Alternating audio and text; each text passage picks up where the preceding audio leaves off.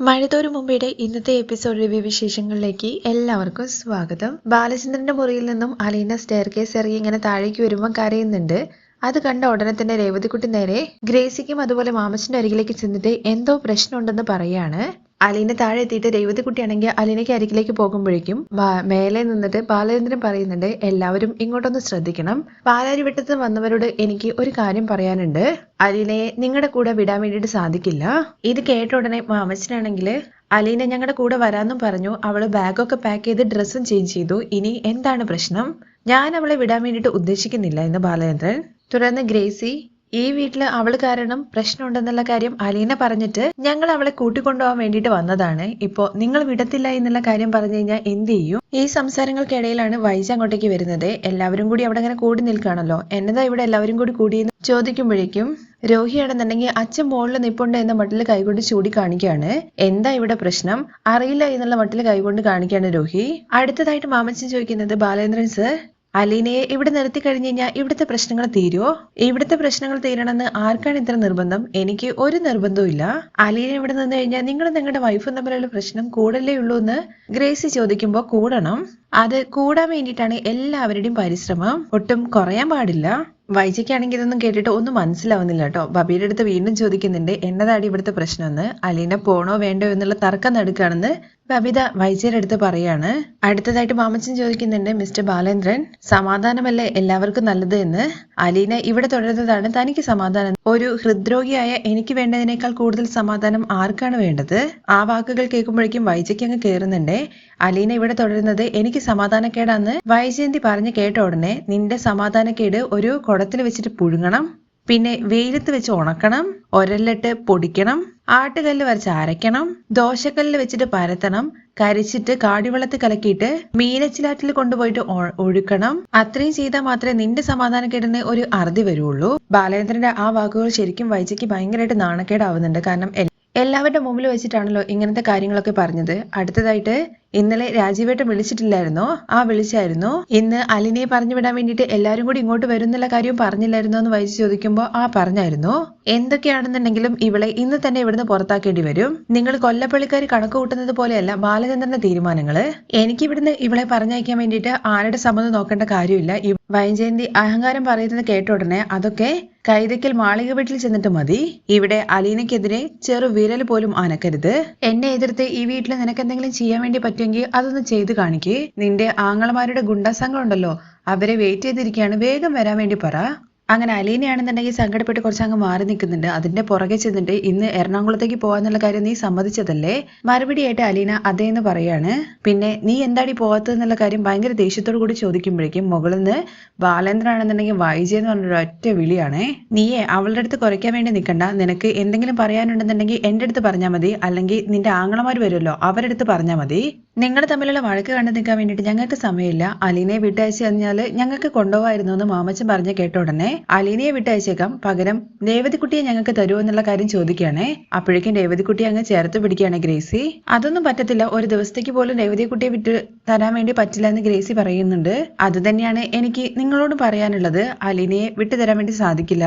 ഞാൻ പറയാതെ ഈ വീട്ടിൽ നിന്ന് അവൾ ഇറങ്ങത്തില്ല. അവള് എറണാകുളത്തേക്ക് വരും, പക്ഷെ ഇന്ന് വരത്തില്ല. നിങ്ങളെ തിരിച്ചു പോകുന്നതായിരിക്കും നല്ലതെന്നൊക്കെ പറഞ്ഞിട്ട് ബാലേന്ദ്രൻ മുറിയിലേക്ക് കയറി പോവാണ്. ബാലേന്ദ്രൻ അങ്ങനെയൊക്കെ പറഞ്ഞിട്ടുണ്ടെങ്കിലും നിനക്ക് അലീനെ ഞങ്ങളുടെ കൂടെ വന്നൂടെ? ഇല്ല ആന്റി, എനിക്ക് അങ്ങനെ വരാൻ വേണ്ടി പറ്റത്തില്ല. നിങ്ങളടുത്ത് എല്ലാ കാര്യങ്ങളും ഞാൻ പിന്നീട് പറയാം. ഇപ്പോ എനിക്ക് എന്തായാലും വരാൻ വേണ്ടി പറ്റില്ല എന്ന് അലീന തീർത്ത് പറയാണ്. അത് കേട്ടിട്ട് ഞങ്ങള് ഇറങ്ങുവാണെന്ന് പറഞ്ഞിട്ട് മൂന്നുപേരും അവിടുന്ന് പോവുകയാണേ. അവിടുന്ന് പോകുന്നതിന് മുമ്പായിട്ട് ഗ്രേസി പറയുന്നുണ്ട്, വരേണ്ട ഒരു കാര്യം ഉണ്ടായിരുന്നില്ല, എല്ലാം ഇവൾ ഒറ്റൊരുത്തി കാരണമാണ്. രേവതിയെ കുറ്റപ്പെടുത്തിക്കൊണ്ട് പറയുന്നത് കേൾക്കുമ്പോ ചേച്ചി ഇനി ഇതെല്ലാം ഞാൻ കേൾക്കണ്ടേ? അത് കേട്ട ഉടനെ അലീനയാണെന്നുണ്ടെങ്കിൽ അവരുടെ അരികിലേക്ക് ചെന്നിട്ട്, സോറി, ഞാൻ വരണമെന്ന് വിചാരിച്ചതായിരുന്നു, പക്ഷേ ബാലേന്ദ്രൻ സാർ വിട്ടില്ല എന്നുള്ള കാര്യം നിങ്ങൾ കണ്ടതല്ലേ? ബാലേന്ദ്രൻ വിടില്ല എന്നുള്ള കാര്യം നിനക്ക് ആദ്യം അറിയില്ലായിരുന്നോ എന്ന് മാമച്ചൻ ചോദിക്കുമ്പോ അതിന്റെ കാര്യങ്ങളെല്ലാം ഞാൻ ഫോണിൽ സംസാരിക്കാം, പെട്ടെന്ന് ഒരു സംഭവം ഉണ്ടായി എന്നൊക്കെ പറയാണ്. പക്ഷെ അതൊന്നും കേൾക്കാൻ നിൽക്കാതെ മുഷിഞ്ഞ പോലെയാണ് അവിടുന്ന് മാമച്ചനും അതുപോലെ ഗ്രേസിയും ഇറങ്ങുന്നത്. അതിന്റെ പുറകെ തന്നെ രേവതിക്കുട്ടിയും പോകുന്നുണ്ട്. കാറിൽ കയറാൻ വേണ്ടി പോകുന്നതിന് മുമ്പ് അലീന അവരുടെ അരികിലേക്ക് ചെന്നിട്ട് പറയുന്നുണ്ട്, ബാലേന്ദ്രൻ സാർ പറയാതെ തനിക്ക് അവിടുന്ന് വരാൻ വേണ്ടി പറ്റില്ല എന്ന്. അലീനയുടെ ആ വാക്കുകളൊക്കെ കേൾക്കുമ്പോൾ ഇവർക്ക് കാര്യങ്ങളൊന്നും മനസ്സിലാവുന്നില്ല. ഫോണിലൂടെ ബാക്കി കാര്യങ്ങൾ പറയാ എന്ന് പറഞ്ഞിട്ട് അവരെ അവിടുന്ന് പറഞ്ഞയക്കുകയാണ്. അവര് കാറിൽ കയറി ഇരിക്കുമ്പോൾ ബാലേന്ദ്രനാണെന്നുണ്ടെങ്കിൽ മുകളിൽ നിന്ന് ഈ കാഴ്ചയെല്ലാം കാണുന്നുണ്ട്. അലീന അവരെ യാത്രയാക്കിയിട്ട് തിരികെ വരുമ്പോഴേക്കും 3 പട്ടാളക്കാർ നിൽക്കുന്നത് പോലെ ആക്രമിക്കാനെന്ന് പറഞ്ഞ പോലെയാണ് വൈജയും മക്കളും കൂടി അവിടെ ഇങ്ങനെ നിൽക്കുന്നത്. ബാഗ് എടുക്കാൻ അലീന പോകുമ്പോഴേക്കും നീ എന്താടി അവരുടെ കൂടെ പോവാഞ്ഞ്, അച്ഛൻ പോകണ്ടെന്ന് പറഞ്ഞു. പിന്നെ ഒരച്ഛൻ വന്നിരിക്കുന്നു, നിനക്ക് മാന്യമായിട്ട് ഈ വീട്ടിൽ നിന്ന് ഇറങ്ങി പോകാൻ കിട്ടിയ ഒരു അവസരമാണ് നീ പാഴാക്കിയത്. രക്ഷപ്പെട്ട് പോയിക്കോട്ടെ എന്നുള്ള കാര്യം വിചാരിച്ചപ്പോ നീ വെല്ലുവിളിച്ച് നിൽക്കുകയാണോ? ഞാൻ ആരെയും വെല്ലുവിളിച്ചിട്ടില്ല. എന്തായാലും ഇനി നീ രക്ഷപ്പെടില്ല, നീ തീർന്നു. ഇപ്പോ എന്റെ ആങ്ങളമാരെല്ലാവരും കൂടി ഇങ്ങോട്ടേക്ക് എത്തും. അവരെല്ലാവരും കൂടി ചേർന്നിട്ട് നിന്നെ ഇവിടുന്ന് അടിച്ചിറക്കും. നിന്റെ കാര്യം തീരുമാനമായി. അത് കേട്ടിട്ട് അലീന പ്രത്യേകിച്ച് മറുപടി ഒന്നും പറയാൻ നിൽക്കുന്നില്ല. അവിടെ നിന്നുള്ള ബാഗ് എടുത്തിട്ട് മുത്തശ്ശി കിടക്കുന്ന ആ റൂമിലേക്ക് പോകുമ്പോഴേക്കും വൈജ പുറകെന്ന് പറയുന്നുണ്ട്, രക്ഷപ്പെടാൻ വേണ്ടി കിട്ടിയ അവസരം പാഴാക്കിയിട്ട് നടക്കുന്നത് കണ്ടില്ലേ നാണം കെട്ടവള്.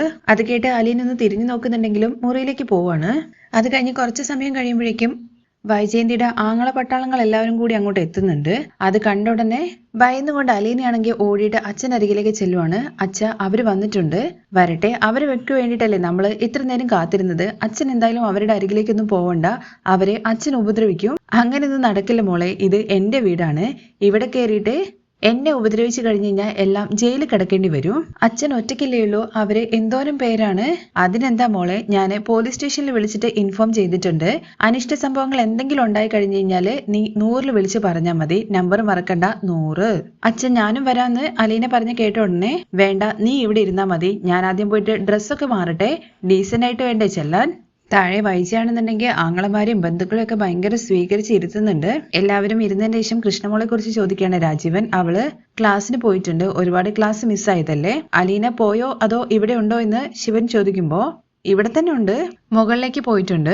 അവൾ ഇന്ന് എറണാകുളത്തേക്ക് പോകുന്നുള്ള കാര്യമല്ലേ പറഞ്ഞത് എന്ന് കമല ചോദിക്കുമ്പോൾ പോകാൻ വേണ്ടിയിട്ട് ഒരുങ്ങിയതാണ്. എറണാകുളത്ത് നിന്ന് 2 ഫ്രോഡുകളും വന്നിട്ടുണ്ടായിരുന്നു. അവസാന നിമിഷം അവൾ കാലുമാറി. ബാലേന്ദ്രൻ മുകളിലേക്ക് വിളിച്ചിട്ട് എന്തോ പറഞ്ഞു, അതിനുശേഷമാണ് അവൾ പോകേണ്ടിരുന്നത്. എറണാകുളത്ത് നിന്ന് വന്ന ആൾക്കാരാണെങ്കിൽ ദേഷ്യത്തിലാണ് പോയിരിക്കുന്നത്. ബാലേന്ദ്രൻ പോകണ്ടെന്ന് പറഞ്ഞു കഴിഞ്ഞു. അവള് പോണെന്ന് വിചാരിച്ചു കഴിഞ്ഞാലും ബാലേന്ദ്രൻ വിടില്ല. അത് തന്നെയാണ് ഇവിടുത്തെ പ്രശ്നം ശിവേട്ട. അങ്ങനെ പ്രശ്നം ഏകദേശം എന്താണെന്നുള്ള കാര്യം എല്ലാവർക്കും ഒന്ന് മനസ്സിലായി. ഇനി എന്തായാലും ബാലേന്ദ്രനെ വിളിക്ക്, നമുക്കൊന്ന് തുടങ്ങി വെക്കാമെന്ന് ശിവൻ പറയാണ്. വൈജ ചെന്നിട്ട് ബബീന്റെ അടുത്തും രോഹിന്റെ അടുത്തും പറയുന്നുണ്ട്, നിങ്ങൾ ചെന്നിട്ട് ബാലേന്ദ്രന്റെ അടുത്ത് വരാൻ വേണ്ടിയിട്ട് പറയുന്നത്. പക്ഷെ രണ്ടുപേരും അടിച്ചു നിൽക്കുവാണേ. മക്കൾക്ക് വരെ പേടിയാണ് അച്ഛന്റെ മുറിയിലേക്ക് പോകാൻ. അപ്പോഴേക്കും അവിടുന്ന് കമല കുശലം പറയുന്നുണ്ട് കേട്ടോ. അലീനയ്ക്ക് മാത്രം ഏത് പാതിരാത്രി വേണമെന്നുണ്ടെങ്കിലും ബാലേന്ദ്രന്റെ മുറിയിലേക്ക് കയറി ചെല്ലാം, ഒരു കുഴപ്പമില്ല, വലിയ സന്തോഷാകും. ചെല്ലുമോളെ എന്ന് വൈജ ഒന്നുകൂടി പറയുമ്പോഴാണ് ബബിത മടിച്ച് ബാലേന്ദ്രൻ റൂമിലേക്ക് ചെല്ലുന്നത്. അച്ഛ എന്ന് പറഞ്ഞു വിളിക്കുമ്പോൾ ഡോർ തുറന്നോളാൻ വേണ്ടി പറയുന്നുണ്ട്. എന്താ മോളെ എന്ന് പുറത്തേക്ക് വന്നിട്ട് ബബിയുടെ അടുത്ത് ചോദിക്കുന്നുണ്ടേ. താഴേക്ക് വരാമോ എന്നുള്ള കാര്യത്തെക്കുറിച്ച് അങ്കിള് ചോദിച്ചു, വന്നേക്ക എന്ന് പറഞ്ഞേക്ക്. അത് കേട്ട് ബബി താഴേക്ക് പോവാണ്. ബബി പോയി കഴിഞ്ഞതിന് ശേഷം അലീനയുടെ അടുത്ത് അവിടെ തന്നെ നിന്നാ മതി, ഒരു കാരണവശാലും താഴേക്ക് വന്നേക്കരുത്, റൂമിനകത്ത് കയറിയിട്ട് കുറ്റിയിട്ടേക്കണം, ഞാൻ വന്ന് വിളിച്ചാൽ മാത്രം ഡോറ് തുറന്നാൽ മതി, ഞാൻ പോയിട്ട് വരാം എന്ന് പറഞ്ഞിട്ട് താഴേക്ക് ഇറങ്ങുവാണ് ബാലേന്ദ്രൻ. അച്ഛൻ പറഞ്ഞതുപോലെ തന്നെ അലീന മുറിയിൽ കയറിയിട്ട് കുറ്റിയിട്ടിട്ട് അവിടെ ഇരിക്കുവാണേ. അതോട് കൂടിയിട്ടാണ് ഇന്നത്തെ എപ്പിസോഡിന്റെ റിവ്യൂ അവസാനിക്കുന്നത്. നാളത്തെ പ്രോമോയിൽ കാണിക്കുന്നത് ബാലേന്ദ്രൻ എല്ലാവരോടുമായിട്ട് പറയുന്നുണ്ട്, എന്റെ മകളാകാനുള്ള പൂർണ്ണ അധികാരം ഉള്ളത് കൊണ്ട് തന്നെയാണ് അവൾക്ക് ഞാൻ മകൾ സ്ഥാനം കൊടുത്തിരിക്കുന്നത്. വേറെ ഏതോ ഒരു പുരുഷന്റെ മകളാണ്, ഏതോ വഞ്ചകിയായ സ്ത്രീ പ്രസവിച്ചതാണ്. അത് വൈജയെ നോക്കിക്കൊണ്ടാണ് കേട്ടോ ബാലേന്ദ്രൻ പറയുന്നത്. അതിൽ നിന്ന് തന്നെ എല്ലാവർക്കും എന്തൊക്കെയോ കാര്യങ്ങൾ മനസ്സിലാകുന്നുണ്ട്. അടുത്തതായിട്ട് രോഹി അച്ഛൻ്റെ അടുത്ത് പറയുന്നത്, എനിക്ക് എന്റെ അമ്മയുടെ സമാധാനം സന്തോഷമാണ് വലുത് എന്നാണ്. അതിനിടയ്ക്ക് ബാലേന്ദ്രനാണെന്നുണ്ടെങ്കിൽ രാജീവന്റെ കരണം നോക്കിയിട്ടൊന്ന് പൊട്ടിക്കുന്നുണ്ട്. അത് കണ്ട് ഭയന്ന് നിൽക്കുവാണ് കമലയും അതുപോലെ തന്നെ വൈജയും. രാജീവനെ അടിച്ചതുകൊണ്ട് തന്നെ രാജീവൻ നേരെ ബാലേന്ദ്രന്റെ അരികിലേക്ക് ചെല്ലുന്നുണ്ട് അംഗം വെട്ടാൻ വേണ്ടിയിട്ട്. പക്ഷെ ശിവൻ പിടിച്ചു മാറ്റുവാണ്. ഇനി ബാലേന്ദ്രന്റെ ഏകാധിപത്യ ഭരണമാണ് ഇവിടെ നടക്കാൻ വേണ്ടി പോകുന്നത്. അലീന പുരാണം പറഞ്ഞിട്ട് ഇനി ഒരൊറ്റെണ്ണം ഈ പടി കയറി പോരുത് എന്ന് പറഞ്ഞിട്ടാണ് ബാലേന്ദ്രൻ പ്രശ്നങ്ങളെല്ലാം തീർത്ത് നേരെ മുകളിലേക്ക് കയറി പോകുന്നത്. വൈജയന്തി ആണെന്നുണ്ടെങ്കിൽ ആങ്ങളമാലൊക്കെ വന്ന സമയത്ത് എന്റെ പ്രശ്നം എല്ലാം കൂടി അങ്ങ് തീർക്കുമെന്ന് വിചാരിച്ച് ഭയങ്കര അഹങ്കാരത്തിലൊക്കെ നിന്നതാണ്. പോകുന്ന സമയത്ത് കരഞ്ഞ് നിലവിളിച്ചിട്ട് അവിടെ ഇങ്ങനെ നിൽക്കുവാണ്. തിരിച്ചെത്തിയ ബാലേന്ദ്രന്റെ അടുത്താണെന്നുണ്ടെങ്കിൽ അലീന പേടിച്ചിങ്ങനെ നിൽക്കുവാണല്ലോ, താഴെ എന്താണ് സംഭവിക്കുക എന്നുള്ള കാര്യം അറിയാതെ. പക്ഷെ അച്ഛൻ പ്രശ്നങ്ങളെല്ലാം തീർത്ത് പൂർവാധികം ശക്തിയോടുകൂടി തന്നെയാണ് ബാലേന്ദ്രൻ തിരിച്ചു വന്നതെന്നുള്ള കാര്യം മനസ്സിലാക്കിയിട്ട് അച്ഛന്റെ നെഞ്ചില് ചേർന്ന് കിടക്കുവാണ് കേട്ടോ നമ്മുടെ അലീന ചെയ്യുന്നത്. ബാലേന്ദ്രനും ആ സന്തോഷത്തിൽ മകളെ ചേർത്ത് പിടിക്കുന്നുമുണ്ട്.